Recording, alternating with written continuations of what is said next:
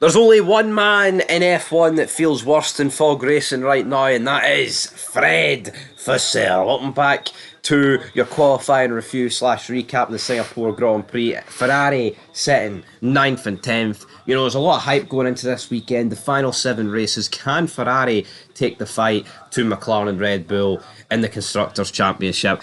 To me, it's all over. Leclerc's 78 points behind Verstappen. You need it.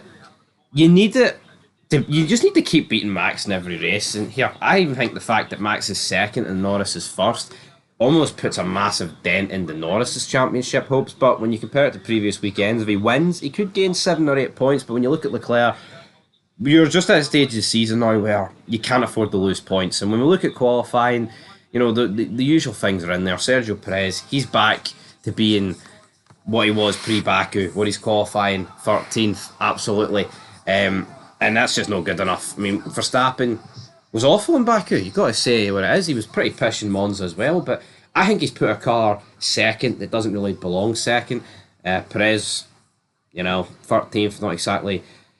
It's what we expect, guys, isn't it? You know, she'll go on you. Stone dead last. This guy, I have no idea what happened.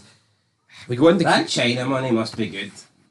It must be good. I'll see would he still be on the grid. Stake F1 team, right, are just reeling in the sen. I think that's their currency. They're reeling it in. We go into Q3. Signs they're opposite. Weird crash. A lot of controversy with Verstappen, but you know what? He backed off, so I don't really know what else could have been done here. Apart from deleting this lap, which again, I don't even know if it's technically within the rules. Should his lap have been deleted? I'm not too sure. And then, of course, what did we have next? We had Hulkenberg at qualifying, Leclerc on pace, but then his lap got deleted, which put those two 9th and 10th, which is just, you know, in itself, it's just a bit of a mess. Yuki Tsunoda was 8th, Alonso was 7th, Hulkenberg was 6th, Piastri 5th, which to me is just not good enough. You know, Mercedes were hot and cold this weekend, and Verstappen has pulled a lap out his arse to get second. And, you know, the whole debate about McLaren going to use team orders and that they need Oscar Piastri up there. This is a track you can't really overtake at, so I would expect the order tomorrow to be of a similar, you know, order that it was today, even though Lando Norris has never led a race that he started on pole from. So, yeah, the omens aren't good for Norris, but you know what? We've talked about how Ferrari and Leclerc's title hopes are dead.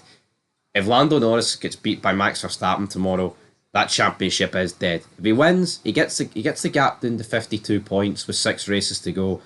Still a pretty big task, but here, not impossible, guys. But that is it for your F1 2024 Singapore qualifying review. Till next time, peace.